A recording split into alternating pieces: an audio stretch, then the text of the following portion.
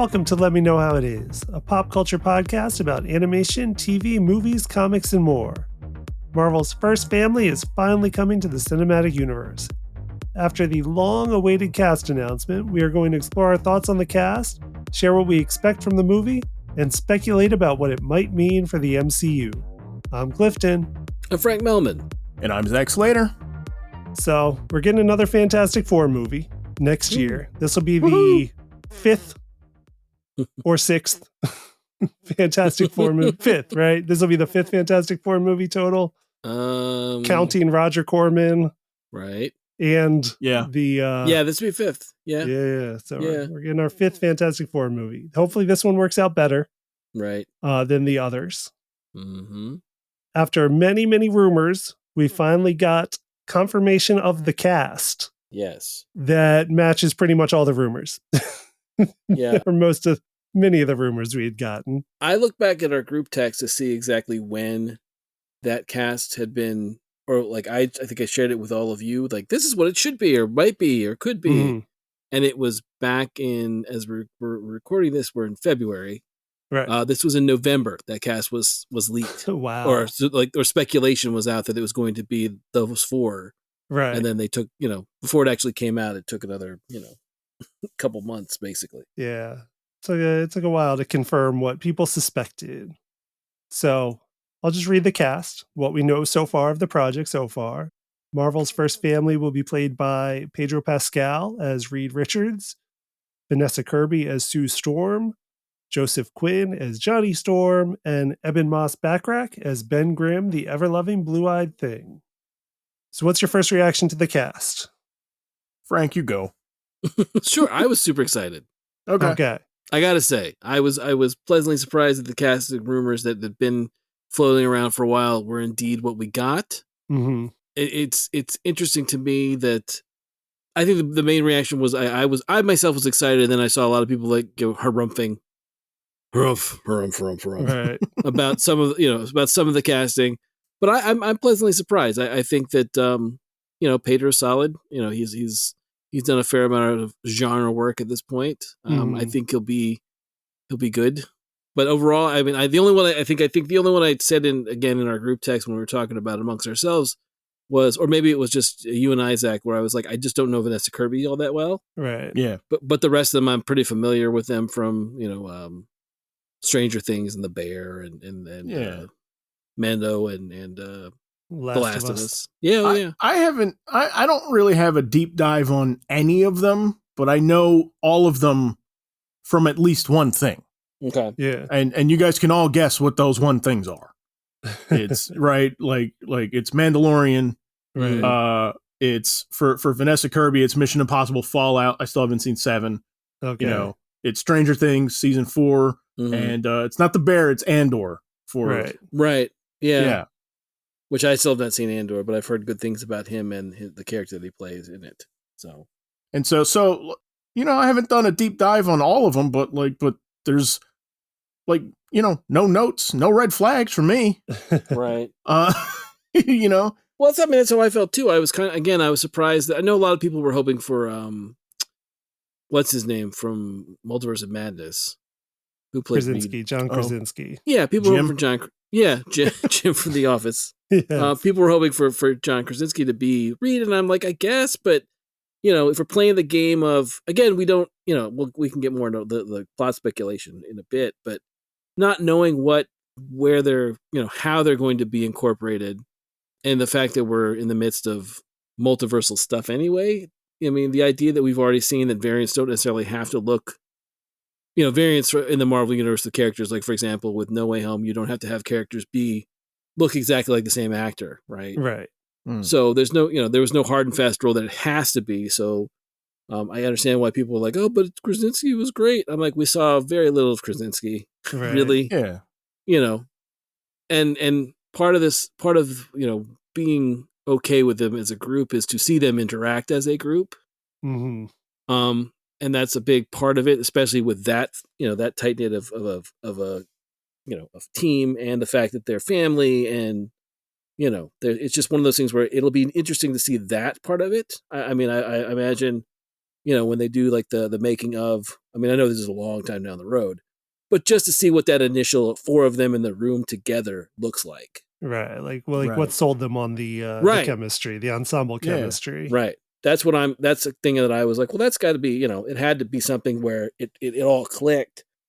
Because again, when we go back to those earlier Fantastic Four movies, I mean, the Corman one is fun, and I've seen a bootleg of it, but I couldn't tell you, other than I like the Thing costume, I really can't tell you much about it, other than, have you all seen it? The Corman one? No. Yeah. I've only seen like pieces of it. I've never seen it in its entirety. Like if I remember, I mean, Doom's the villain in it, and if I remember correctly, the one thing about it is, and I'm going to spoil this, is that okay? Okay. Yeah, sure. The Roger Corman one, go for it. Yeah. Is that if I remember correctly, that at one point Doom is like is hanging off a building, and Reed can't reach him. Can't stretch enough. Okay. And I can't remember if that's the ending. I mean, again, it was a bootleg at the VHS. It was a very long time ago. Yeah. But no, I mean, one thing I think like those other 2 ones with Michael Chiklis and Chris Evans prior to being Captain America, and was it Jessica Alba and how Griffald. Ian Griffald. I think they got, like, I thought the Chiklis and Chris Evans stuff was great. Like, I think they captured that stuff. Yeah. But overall, I didn't feel like the whole thing worked as a group all that well. Right. And I think that's for this, obviously, it's very important that you have them click no matter what combination of characters you put together. Yeah. What'd you think, Clifton? The casting, like, again, by the time we got it, it didn't feel like a surprise, just because they had been rumored a bit. My guess is that they've actually been having to do like a fair amount of work for this movie that's supposed to come out July 25th, 2025, a year and a half from now, slightly less than a year and a half from now. My guess is that there was like a lot of hush hush development work going on already that we just didn't know about. There would have to be if they're aiming for next summer. So I think that's why it kind of got locked in early, and then it was just, like open secret sort of until the official announcement. But I mean, Pedro Pascal is great. I mean, I guess there's some rumblings because he's kind of everywhere now. And whenever that happens, everyone goes from, somebody goes from everybody's darling to being oversaturated, and then you get some pushback there. But I still like him. I still like him and everything. I think he's great. Me too. Vanessa Kirby. I forgot she was in Fallout, but I did see the more recent Mission Impossible movie, and that movie is saved, in my opinion, by the women in it. Okay. Including her, also Haley Atwell, also Mantis from Palm Clemente, right? Yeah. Yeah, Palm Clemente. Yeah. Like they for me, they save the movie. I'm not they're high points in the movie. So I think she's got presence. So I'm excited to see. And my pick for Johnny, and you all had known, like I had been saying for years, Johnny should be Joe Keery from Stranger Things. Right. Steve from Stranger Things. So they went with Stranger Things, just a different person from Stranger Things than my personal fan pick. But I'm down with it because I think he was great in Stranger Things. So, I mean, I just wanted somebody that could kind of have like that young energy that like Joe Keery. I've been waiting for him to show up in MCU. Eddie. Yeah. I've been waiting. I just knew. I knew from the moment I saw him in Stranger Things. I'm like, this guy's going to land in the MCU somewhere. My prediction was wrong about where it would be. I never put together him and Johnny. Yeah. I always thought, I remember it was like second episode. We're watching season 4 of Stranger Things. I say to my wife, I'm like, Disney's going to do an Iron Man prequel show and he's going to be young Tony. And when I said that, she went, that's who he reminds me of. I'm like, right? He reminds me of Robert Downey. And so I was wrong. I didn't get that right, but but there's similarities between Johnny and Tony as far as temperament and what we expect to see, like the playfulness and snarkiness and stuff like that. So so I think he's a good fit. I think your idea still has legs and it could still be done. Right. If they ever decide to do, young Tony, if you've ever read that Avengers storyline where they decide to have they need a younger Tony Stark to come to the future, they could always do that with him. Right. Yeah. But yeah, I was excited to have him to be a part of the MCU. I think he was great in Stranger Things. Yeah. He gives a great performance. He's shows a lot of different sides of the character in that season. So I was pleasantly surprised when they're like Johnny, and again when you look at the age difference between them all, he is by far the youngest of all of them. Yeah. Right. So again, that works too. Yeah. Yeah. And the last member of the cast, Eben Moss-Backrack, he was the one I was the least familiar with. I had only seen him in Andor. I've not watched The Bear. Mm-hmm. The way Andor's set up, it's set up in arcs. So he's in the second arc, but is a compelling, he's got screen presence, from the first second you see him in that show. And a lot of people have screen presence in that show. I like screen presence for miles. I mean, you can't take your eye off of that guy, I think. Yeah. So, I mean, I'm definitely excited to see what he does. And I do still need to watch The Bear. He's fantastic in The Bear. It's a good voice too. I think with The Thing, I think the voice is so important. Right? It's so much of it. Right. And I think how do you have a gruff kind of that voice that doesn't sound like it's trying too hard, right? Right. Doesn't sound like it's doing a voice. And they nailed it with him. Right. I think they don't have to do anything to his voice, just talk. I mean, my biggest thing with him is that he's got this thing where he no pun intended. In The Bear, he's very much a character that has an exterior and then there's a different person on the inside, and I think that really works well for Ben Grimm. Mm-hmm. Plus, I think the fact that he's nothing against Michael Chiklis, but in my mind, it's in my mind, at least in the stuff that we'd seen before Ben became the Thing, I mean, Ben was a good-looking guy. He was a football star. He was, he was a test pilot. He could have rubbed elbows with Larry Traynor and Hal Jordan and been the drinking buddy that hung out with them. And then, oh, by the way, when he gets powers, he goes the Larry Traynor way and becomes Larry Traynor being from the Doom Patrol becomes Negative Man. But it's even worse for Ben because he becomes the Thing. And it's one of those things where, as opposed to being like, oh, look at me, I got a space ring and I can fly wherever I want to and I still look the same. And, all my problems are caused by me. Right. So it's one of those things where I think having him be, a guy that looks looks the part more than Michael Chiklis. Nothing against Michael Chiklis as an actor. It's not the same. Right. That was my thing, was okay. And just, I think he has a lot of depth that he doesn't, as an actor, he doesn't just flip over cards right away. Yeah. There's layers to him. And I think that's going to be something really cool to watch, is how he handles transitioning into being, what is essentially this monster who becomes this hardened hero, of this team. Mm-hmm. So yeah, I can't wait to see it I'm excited about everybody else, but I'm most excited about him. So that's the cast. Yep. Mm-hmm. The other people we know involved, director is going to be Matt Shakman, who directed WandaVision for Marvel. Right. Nice. So excited about that. It had initially been John Watts was going to direct it, coming off of the Spider-Mans, but he had removed himself from the project to go pursue other things. And then they brought in Matt Shakman. I think it's still a good choice. Mm-hmm. Coming off of WandaVision, which, plays with the aspects of family, right, in fun and unique ways. Yeah. That is what Fantastic Four needs to be. Mm-hmm. Yeah. And along with that is the fact that,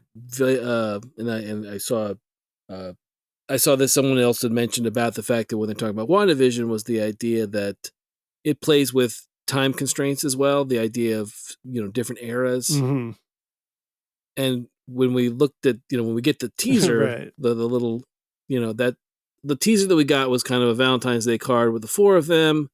People have already pointed out that Ben is looking at a Life magazine from 63. Right. 1963. Mm-hmm. I think people went as far as to identify it from December of 63 because it's got LBJ on the cover, right after Kennedy's assassination. And the fact that, you got the background photo of Eben basically being an astronaut, Ben Grimm. Yep. Which, as much as I like the idea of test pilot Ben trying to fly in a rocket, The idea that he was an astronaut and that's why he's a little more inclined to go with, if they're going with classic origin, we don't even know yet. Right. Yeah, we don't know what that's going to be, or if we see it at all, really. True. Right. It could just be, some kind of newsreel-ish type footage. We don't know. We have no idea at this point. Right. Yeah. But it does seem to be set in the swinging 60s with being 63 is the exact spot, which would be cool to see. Like, I guess it's going to be a period film. I don't know. Or it might be part of it. Yeah, so that's the thing. Like, we got the teaser image. It's very mid-century. It's very mid-century art aesthetic on the Valentine's Day card teaser they gave us. Right. Shows them all sitting around a pink living room with shag carpet, being a family. Yeah. I mean, so right off the bat, like, I like that. It's like Reed and Sue having fun, Johnny smiling, Ben smiling. And then Herbie's offering somebody a mug of tea. Yeah. So Herbie's there. Right. Yes. That was the other thing about it that's interesting is just like it's a little anachronistic because Herbie's not a part of things till late 70s. Yeah, but no, he fits. Herbie totally fits. There's no wrong place for Herbie, in my opinion. Right, Herbie's what was missing from every other Fantastic Four movie. If you ask me. Right. Oh no, I have no issues with Herbie. I think I watched the heck out of that Fantastic Four cartoon that Johnny couldn't be a part of because the rights were tied up somewhere else. Right. Yeah. Yeah. But no, I watched all of that. But Herbie is, of course, the Fantastic Four's robot butler, nanny, whatever it needs to be at the time. Right. It's like they're Rosie. It's like they're Rosie from the Jetsons. Right. Sure. Or was it Irona from Richie Rich? If you're going way back. Right. But yeah, it's one of those, I'm fine with Herbie. I like Herbie being there. But again, it's one of those, it's going to be interesting to see just how Cold War-ish it is, how Camelot, and I speak of Kennedy's Camelot, not King Arthur's. It's going to be, because again, there's that going back to John Krasinski's, there's that throwaway line in well, it seemed like a throwaway line at the time. Was when Strange is put before the Illuminati. Yeah, the Illuminati. When Reed mentions, he mentions the part of the Fantastic Four, Strange says, "Oh, didn't you guys chart in the '60s?" Right. And Reed sort of kind of get, John Krasinski's performance. He gives a little grin and then goes back to talking about incursions, and that's it. That's what we get. Yeah. So again, it doesn't, we don't really know what that means. Right. I always assumed it was just a joke because it sounded like a Motown band, like a Motown group. That's what I always assumed. I always assumed it was a joke like the Four Tops. Oh, see, I took it as a Fab Four. I took it as the Beatles because the Beatles were the Beatles were around contemporaries of the Fantastic Four, and at one point there's a Strange Tales where Johnny and Ben have mop top wigs for some reason. Yeah. Because everyone had them in the 60s, I guess. But yeah, that's what I always took it as. It was a reference to them. But yeah, and then it was the thought of Strange having. Remember in the first Doctor Strange, he has the encyclopedic knowledge of music and when stuff was. So again, it's one of those weird moments of like, does he know something we don't know? Right. Which also got me thinking about Jonathan Hickman's Council of Reeds, and if we're going to see any kind of version of that in this, right. Yeah, I mean, I've seen all the speculation where people are like, oh, it's set in the 60s. Obviously, it's set in the 60s. But my only question is it set in the 60s? Or is it set in a 60s-ish world somewhere in the multiverse? Right. Where the 60s are contemporary to our time, but somewhere else. Right. And that's what I don't know, because they obviously need to start doing more multiversal stuff if they're heading towards Secret War. Right. Which they may or may not still be, but we think they still are. Right. They may be. I don't know if they know. So they got to start bringing in those pieces. I saw the 60s rumors, and I don't know how I feel about it, but I also don't want to judge because it's, like, who knows, really? Right. You know what I mean? Like, nobody's going to be more excited for like 60s suit style movie set in the Marvel universe than I, trust me. You know what I mean? So I don't really have a ton to say on other than I kind of wish that they were around with everybody else. Like, I'm curious how it's going to fit. Right. But I have faith they'll be fine. My other question is, well, I'm leaning more towards, they're out in their multiverse, and it's just in their time period is where we pick up with them. Yeah, is the 60s. right. My other thought is it possible they've been part of the MCU all along? Yeah, I mean it's possible, but like for me, the perfect Fantastic Four is a public celebrity superhero family. Sure, Yeah. no, I agree. I totally agree. So, like, I don't know, if they're there from the 60s, but nobody knew it, that doesn't do it for me. Right. Right. Agree. Well, I think for me, agree. it's that the class was, I don't know if it's FF number 1. Is that the classic opening where it's, Ben is wearing his Right. trench coat and sunglasses and trying Right. to, go down the street, and Sue is shopping and turns invisible. And She's like at a Tupperware party. Something like that. She's like at an afternoon tea. And Right. Yeah, Johnny's in a garage. Yeah, Johnny's in a garage working on a car, and Reed's Right. tinkering in his lab, and then all of a sudden, or Reed's the one that picks up the gun, the flare gun, and shoots the 4. Right. And they're all like, we gotta go. I mean, I want all that. I want all of that. No, I do want that. And I've always wanted that to be the opening. Like that first pages of the comic is how I want to do the movie. Like, I don't need to see the origin. I don't know if anyone needs to see the origin. Yeah. Honestly, the origin itself is kind of the least interesting thing about the Fantastic Four to me, how they get their powers. I'm just more interested in that they have their powers and what their life is like.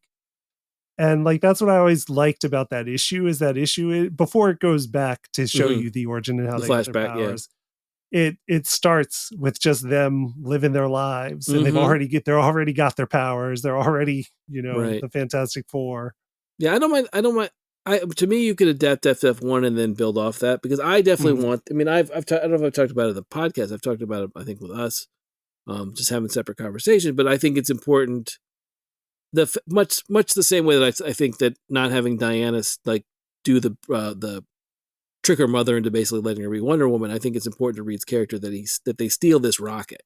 Right. I want all that too. I mean, I don't know how much we could fit into an however long movie that's going to be.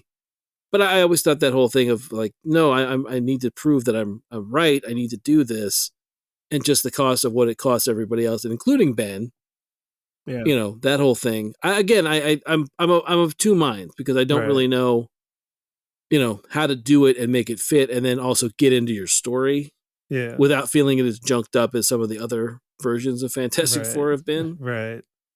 So, because I think that's one of the things about those other 3. I can't really remember the Corman one all that much, but the other ones are all, it's we got to shoehorn in Dr. Doom, and everyone's got to be, there's got to be a reason why he has something going on. I'm like, no, you don't need to do that. But just the idea of having, like, again, there's so many good bits in that first issue. That's basically hit the warp speed on it, or the warp pad. I think they shouldn't have to do that. Right. I hope, but I don't know. Again, I don't know. Yeah, there's great stuff in those issues that they can definitely take some notes and just give us that. Yeah, give us what's on the page for sure. Yeah. Interesting to me that their costumes are not all the same. There's little deviations to it. Where, Sue's got the white collar. Reed doesn't have that. His is blue. He's got kind of like a ribbed component to. Well, I guess Sue has that too a little bit, but but Johnny's got lapels and a collar, and he's wearing loafers, blue loafers. It looks like he looks a little like Paul Anka, like that version of like what's his who am I thinking of? Pat Boone. Like, I thought Pat Boone when I saw him, like, oh, that kind of like, oh, that's that heartthrob singer guy type from the 60s, not quite the Beatles yet at that point. Right. But I think a thing that a lot of people are missing, at least I haven't seen a lot of talk about it, is like we're getting a look at what the thing's going to look like.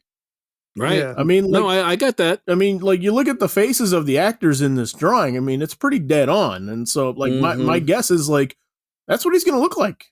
Yeah. And pretty cool. Yeah. No, they're going with the brow, which I'm perfectly. Yeah, it's a classic. They're not going quite lumpy oatmeal original thing. You got to have the brow, but he's also not Hulk size, which I like. No, I agree with that too. That'll be interesting to see all that. I mean, it's he's got the most CG. I mean, within reason, the most CGI lifting of all of them, I'd imagine. Yeah. Right. But yeah, I think if that's what the look they're going with, then that's perfect. I'm perfectly fine with that. And so before we close, do y'all have any final thoughts? Anything you definitely want to see in this version of Fantastic Four? I know I want for the villain. Who? I want a nihilist. I want since they're going to do multiversal, I want them to be trapped. I want them to be either trapped in the negative zone or they've gone in the negative zone, deal with a nihilist, and then at the end of it, end up in the main MCU. That's what I want. Okay. Zach. What do I want? I don't know. Heart. That's all I mean, we talked about it a bit. Johnny and Thing, I think in those Tim Story, the Chris Evans, Michael Chiklis. I thought that stuff was really, really strong. I think if they can get close to that, and I don't have any reason to believe that they won't. Right. FF's not an old fashioned idea to me. I think it's got legs and it can work. And I'm excited for them to show everybody that it can. Yeah. That's my prediction. Clifton, what about you? I don't want it to be explicitly 60s if it is 60s. Because, it's like, I mean, a lot of people, I think, gravitated towards that idea of like, oh, it's dated. It can only work as a period piece. And I want them to play on that expectation, to play with the idea of it being a period piece and then flip it to be like, nope, it's not outdated at all. Like it works in our world. It works in the modern world. Yeah, I just worry it's going to be. I worry for the people that think it's just going to be a period piece, that it's going to look like Austin Powers. Right. Okay. Yeah. But I don't think that's what we're getting at all. Could look like X-Men First Class also. Right. Exactly. I think it looks great. Yeah. No, I think Vanessa Kirby's going to be really, really good too. Yeah. Okay. I'll say that because I don't think we talked. I mean, like she's got like presence, gravitas. There's a poise and a class to her. She's a great actress. Cool. She's beautiful. I think she's going to be like a real heart of this movie. Mm-hmm. So yeah, she's great. As far as what else I want, it's already got Herbie. So what else could I want? Yeah, it's already got everything I want. It's Herbie right there. There you go. That's our thoughts on the Fantastic Four joining the Marvel Cinematic Universe. Hit us up on social media and let us know what you think about the cast and what you expect from the movie. You can check out all of our past episodes at our website, letmeknowhowitis.com, as well as anywhere you find podcasts. Just please, if you enjoy the show and feel so inclined, give us a like or follow and leave a review. It really helps us out. Finally, if you would like to suggest a topic, send it our way by email at info@letmeknowhowitis.com. We'd love to hear from you. And as always, thanks for listening.